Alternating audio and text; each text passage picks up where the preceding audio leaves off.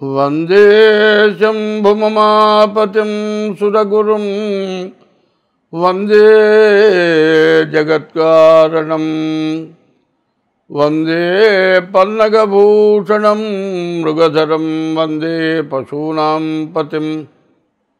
2025 సంవత్సరం జూన్ నెల 16 నుంచి 30 వరకు పక్ష ఫలాలు చెప్పుకున్నాం. ఈ రాశికి ఏకాదశంలో శని, ద్వాదశంలో శుక్రుడు, ఈ 2 గ్రహాలే బాగున్నాయి. ఈ శని ఏకాదశానికి వచ్చిన శని మార్చి 30 నుండి 2 సంవత్సరాల 6 మాసాల వరకు కూడా వృషభ రాశికి శని చాలా బాగున్నాడు. ఈ బాగున్నటువంటి శని వల్ల నీకు వచ్చే ప్రయోజనం ఏమిటి అనేది కనుక ఆలోచించేటట్లయితే, శని ఎప్పుడు కూడా మంచే చేస్తాడు, శని మాత్రం చెడు చేయడు. శని అనగానే అమ్మో శని పడుతున్నాడు అంటారు. శని అనేవాడు మధ్యవేలు శనేనండి. శని గుళ్ళో శని దగ్గరికి పోయి దండం పెట్టి వస్తున్నావు కదా, ఈ శని బాగాలేడు, ఈ వేలు తీసేద్దాం, హస్తసాముద్రికలో ఈ వేలు శని మధ్యవేలు. కానీ ఈ శని ఎట్ట చేస్తాడంటే ఒక దండన చేస్తాడు. నీవు తప్పు చేసినప్పుడు శిక్షిస్తాడు, నీవు మంచి పని చేసినప్పుడు నేను రక్షిస్తాడు. ఈ 2 లక్షణాలు. అయితే తప్పు చేసినప్పుడు శిక్షించే శిక్ష ఎట్టా ఉంటుందంటే, ఇంత బాధపడుతున్నానే, ఇంత ఇబ్బంది వచ్చిందే, ఎప్పుడూ ఏదో ఎవరికో చేశాను, ఎవరికి చేశాను ఆలోచించుకొని గుర్తు తెచ్చుకొని ఈ చేసిన పాపానికి ఇప్పుడు దీనికి నేను అనుభవిస్తున్నాను అని అర్థం చేసుకుంటాడు. అట్లా గుర్తు చేసేవాడు శని. మరి ఈ శని దుర్మార్గుడు మాత్రం కాదు, అందరికీ మేలు చేసేవాడు. శని ఏకాదశంలో ఉన్నాడు. ఈ ఏకాదశంలో ఉన్నటువంటి శని మిమ్మల్ని రక్షణ చేయాలంటే ఇది గోచారం కరెక్ట్గా అయి ఉండాలి. జన్మ నక్షత్ర రీత్యా మీ పేరు పెట్టుంటే మీకు శని ఏకాదశంలో ఉన్నట్లే. కాదు ఎల్లయ్యో బుల్లయ్యో ఏదో పెట్టి జన్మ నక్షత్రం సంబంధం లేకుండా పెడితే ఇది నేను చెప్పేది కరెక్ట్ కాదు, గోచారం కాదు. అయితే మీకు ఏదైనా నేను చెప్పింది ఒక రకంగా జరుగుతున్నది ఒక రకంగా ఉంటే మీ డేట్ ఆఫ్ బర్త్ ద్వారా, డేట్ ఆఫ్ బర్త్ లేకపోతే హస్త సాముద్రిక ద్వారానైనా సరే మీ జాతకం చూపించుకోవాలి. అట్లా చూపించుకోవాలి అనుకుంటే మాదేం పెద్ద ఆఫీస్ లాంటిది కాదు, ఆఫీస్ కాదు. మీరు డేట్ ఆఫ్ బర్త్ వాట్సాప్లో పెట్టి నాకు ఫోన్ చేసి మాట్లాడుకోవచ్చు. తగిన ఫీజు చెల్లిస్తే మీ జాతకం మాత్రం చెప్పడం జరుగుతుంది. ఎందుకంటే ఒక పెద్ద ఆఫీసు పెట్టి దానికి ఒక 20 లక్షలు ఎస్టిమేట్ చేసి, మరి అందులో కొంతమందిని గుమస్తాలను పెట్టి విపరీతమైన ఖర్చు పెట్టి ఆ ఖర్చు మీ మీద వసూలు చేసేటువంటి ఆఫీసు కాదు. మీరు మధ్యతరగతి వాళ్ళకి నేను ఉపయోగపడటానికి సామాన్యమైన ఇంట్లో ఉండి పెద్ద ఆఫీసు లేకుండా జాతకం చెబుతున్నాను. అందరూ తీసుకున్నంత తీసుకోను, తక్కువ తీసుకుంటాను. ఆ తక్కువ కూడా అంటే తక్కువ అంటే రూపాయ 2 కాదు లెక్క. దానికి తగినంత పెద్ద పెద్ద అమౌంట్ తీసుకునేవాడు ఉన్నారు, వాళ్ళ లెవెల్లో మాత్రం తీసుకోను. మీరు కావాలంటే హస్త సాముద్రిక ద్వారా కానీ డేట్ ఆఫ్ బర్త్ ద్వారా మీకు జాతకం చెప్పించుకోండి, మీకు అన్ని విధాలా బాగుంటుంది. అయితే ఈ రాశికి శని చాలా బాగున్నాడు. చాలా డబ్బులు వస్తాయి, మీరు అనుకోని డబ్బులు వస్తాయి. వచ్చినప్పుడు మాత్రం కామం అంటారు, కోరిక. ఆ కోరిక ఎట్లా ఉంటుందంటే, ఒక ఆయన ఉన్నాడు, వెంకటేశ్వర స్వామి దర్శనం చేసుకున్నాడు, ఆయన చుట్టూతో బాడీ గార్డులు ఉన్నారు. ఒక్కొక్క గొలుసు ఉందండి, దాదాపు జైలు పోయే వాళ్ళని కట్టేసి అంతంత గొలుసులు, 4 గొలుసులు మెడలో వేసుకున్నాడు. కనీసం ఒంటి మీద చూస్తే 10 కిలోల బంగారం మెడలో వేసుకున్నాడేమో అనిపిస్తుంది. ఆయనకు బాడీ గార్డు ఉంటున్నాడు. ఏమంటే బంగారం వస్తే అంటే నువ్వు వేసుకోవా అంటే వేసుకుంటా, ఏదో కొద్దిగా. ఎందుకంటే స్వర్ణం పవిత్రమవలం, స్వర్ణం పాప ప్రణాశనం, స్వర్ణం హి శంకరం యస్మాత్ అతశాంతం ప్రేక్షమే. ఈ వేళకి ఉంగరాలు పెట్టుకుంటున్నాం. ఏదున్నా సరే నాడి ఇక్కడ పట్టుకుంటుంది.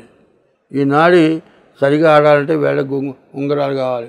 పుట్టినప్పుడు ముడుచుకుపోయి ఉంటాడు, వయసు పెరిగిన కొద్దీ తెరుచుకుంటాడు. ఈ జ్ఞానం రావాలంటే ఉంగరాల ద్వారా వస్తాయి. అందువల్ల బంగారం వేళ పెడతాం. తినే ఆహారంలో ఏదైనా కాలుష్యమైన ఆహారం పడదనుకోండి, మెల్లో చిన్న గొలుసుంటే ఆ పవిత్రం, స్వర్ణం పవిత్రం చేసేది కాబట్టి వేసుకుంటాం. అట్లా కాకుండా విపరీతమైన బంగారం వేసుకోవడం కాదు కావాల్సింది. మరి విపరీతమైన ప్రచారం కోసం బంగారం వేసుకోవడం కాదు కావాల్సింది. మనం తింటూ ఒకళ్ళు పెట్టే స్టేజీలో ఉండాలి. ఈ వృషభ రాశికి శని బాగున్నాడు కదా అని అనవసరమైన ఖర్చులు పెట్టొద్దని చెప్పేది కాదు. శని బాగున్నాడు కదా అని 5 కిలోలు బంగారం మెడ వేసుకొని తిరగద్దు. ఎవడో చూస్తాడు, మెడకాయ వరకు నరుక్కొని తీసుకెళ్తాడు. కాబట్టి సంపాదించుకోండి, జాగ్రత్త చేసుకోండి. వాళ్ళు ఇంట్లో పెడితే కూడా దొంగలు పడుతున్నారు కాబట్టి బ్యాంకుల్లో పెట్టుకుంటున్నారు. జాగ్రత్త అనేది అవసరం. జాగ్రత్త తప్పిన తర్వాత ఎవరికైనా సరే అది బాగా గుర్తుంటుంది. జాగ్రత్త చెప్పి ఇప్పుడు మన దగ్గర డబ్బులు ఉన్నాయండి, పక్కింటి వాళ్ళ పెళ్ళి అవుతుంది, వాడు అడుగుతాడు, ఏమండి నీ పిల్ల పెళ్ళి కోసం డబ్బులు దాచిపెట్టుకున్నావు. వాడు చేసాయా నీ కూతురు పెళ్ళికి డబ్బులు దాచిపెట్టుకున్నావు, నాకు కాస్త తగ్గింది 2 లక్షలు ఇచ్చేసి నేను తొందరగా నేను డబ్బులు నీకు ఇచ్చేస్తానంటాడు. 2 లక్షలు తీసుకుంటాడు, 20 సంవత్సరాలు కూడా ఇవ్వడు, నీ పిల్ల పెళ్ళి ఆగిపోతుంది. అది ఉన్నది కూడా తెలియకూడదు. జాగ్రత్తగా పెట్టుకొని జాగ్రత్తగా సంచరిస్తే ఈ రాశి వాళ్ళకి ఎదురు లేదు.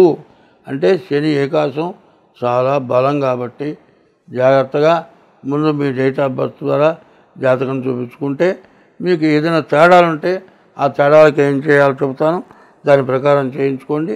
ఇప్పుడు ఈ 12 రాశులకి, భూమి మీద పుట్టిన జీవరాశులకి, నీటిలో పుట్టిన జీవరాశులు, ఆకాశంలో పుట్టిన జీవరాశులు, భూమి పైన పుట్టిన జీవరాశులు,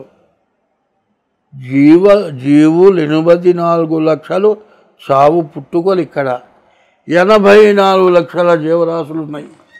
దైవం సృష్టించాడు 84 లక్షల జీవరాశులు. అయితే 84 లక్షల జీవరాశులు, ఈ 84 లక్షల జీవరాశులు ఎట్లా ఉన్నాయి? ఆకాశంలో 21 లక్షలు, భూమి పైన చెట్లతో సహా 21 లక్షలు, భూమి లోపల 21 లక్షలు, నీటి లోపల 21 లక్షలు.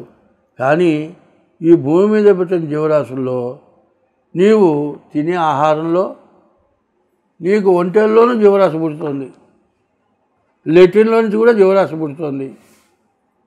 నీ శరీరంలో అరుగుదల లేకపోతే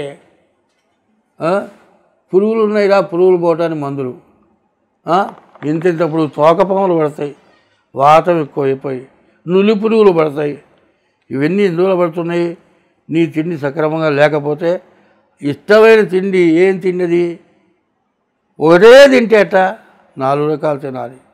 ఈ 4 రకాలు తింటున్నాం కదా అని ఇంకా ఇవి చాలే. ఒకప్పుడు మానవులకి అడవులు ఉండటం చేత అడవుల్లో ఎండాకాలం వచ్చినప్పుడు ఎండాకాలంలో ఆకులు లేక, పండ్లు లేక, కాయలు లేక ఇబ్బంది పడితే ప్రాణం నిలుపుకుంటానికి ఒంటెల డొక్కలు కొట్టి నీళ్ళు తాగారు.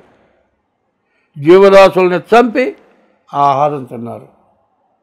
ఇవాళ ఒంటెల్ని కొట్టి నీళ్ళు తాగాల్సిన అడవి కాదు, దేశంలో నీళ్లు దొరుకుతున్నాయి, తినడానికి శాకాహారం దొరుకుతుంది. కానీ మాంసాహారం ఎందుకు తింటున్నావు? డాక్టర్లు ఏం చెబుతున్నాడు? ఏదైనా దెబ్బతిన్నప్పుడు మాంసాహారం తినమంటున్నాడు. మాంసాహారం తినకుండా కూడా తగ్గించుకుంటానికి వీలవుతుంది. సరే, ఆయన చెప్పారండి మాంసాహారం ఒక మేకను దేన్నో తీసుకొచ్చి కోసుకు తినడానికి నీ దగ్గర డబ్బులు లేవు, హోటల్కి పోతున్నావు, హోటల్కి పోతే పిల్లి మాంసం తీసుకొచ్చి పెడుతున్నారు, కుక్క మాంసం తెచ్చిపెడుతున్నారు హోటళ్ళల్లో. ఇవన్నీ తింటే ఏమవుతున్నా? ఎన్ని రోగాలకు గురవుతున్నా? క్యాన్సర్ వస్తుంది, రకరకాలైన వ్యాధులు వస్తున్నాయి. ఆఖరికండి మనం పండించే పంట విషం సంబంధించినటువంటి మందులు వేస్తున్నారు. మరి మిరపకాయలకేసే మందు గాలి తగిలితే చచ్చిపోతారు. స్వతహాగా దానంతట పెరిగి పంట రావట్లే. ఆ పంట తిని మనం పనికి రాకుండా పోతున్నాం. పడించి ఒకటే చెబుతున్నా, ఎవరింట్లో వాళ్ళు 4 పూల చెట్లు వేసుకొని మందులు లేకుండా పండించుకొని తినాల్సిన రోజులు వచ్చినాయి. ఎవరింట్లో వాళ్ళు నీళ్లు ఫిల్టర్ వేసుకొని తాగాల్సి వచ్చినాయి. ఎవరి పిల్లలతో కూడా కాపురం చేయాల్సి వస్తుంది. ఎవరి చెట్టు నీళ్ళు చెట్టుతో పండిన పంట తినాలి, ఎవరింట్లో నీళ్ళు వాళ్ళు ఫిల్టర్ వేసుకొని తాగాలి, ఎవరి పిల్లలతో వాడు ఉండాలి. ఈ 3 మాత్రం నిశ్చయం తప్పదు. ఇది కాకపోతే 2 రక్తాలు కలుస్తాయండి. బర్రె రక్తం మనిషి రక్తం అవుతుందా, మనిషి రక్తం బర్రె రక్తం అవుతుందా? అసలు ఎక్కడి దాకా అయిందికండి, బర్రె గొడ్డ దగ్గర పాలు తీస్తున్నారండి. ఆ పాలు తీయాలంటేనండి ఓ ఇంజక్షన్ ఉంటుంది. ఆ ఇంజక్షను ఒక కత్తిలాగా ఉంటుంది. ఇట్లా పెట్టి బలవంతాన పొడిస్తే మనిషి చస్తాడు. ఆ బర్రెకి ఇంజక్షన్ ఏం చేస్తున్నారు, ఇట్లా పట్టుకుని ఇట్లా పొడుస్తాడు. పొడిచి ఆ ఇంజక్షన్ ఎక్కిస్తాడు. ఇక చూడు పాలు దారొస్తాయి. ఆ పాలు వెంటనే తాగామనుకో ఆ రోగం నీకు వస్తుంది. నేను ఇన్ని విధాలు చెబుతున్నా. పాలు కలిసిపోయినాయి. పాలు కరెక్ట్ కాదు, తినే తిండి కరెక్ట్ కాదు, నీ ప్రవర్తన కరెక్ట్ కాదు. అందరం బాగుండాలి అంటే ఆఖరి చెట్ల ఆకులు తినాల్సిన రోజులు వచ్చినాయి. ఆ చెట్ల ఆకులైనా సరే ఇంట్లో పండించుకొని తినాల్సిందే. మార్కెట్లో ఇవాళ కూరగాయలు తెస్తామండి, తెల్లారేపటి గుంటల్లో ఫ్రిడ్జ్లో పెడుతున్నారు. ఆ ఫ్రిడ్జ్లో పెడితే అంతకంటే పాడైపోతున్నాయి. ఇదంతా ఎందుకు చెబుతున్నానంటే నీ ప్రవర్తన వల్లే నీకు రకరకాలైన సమస్యలు వస్తున్నాయి.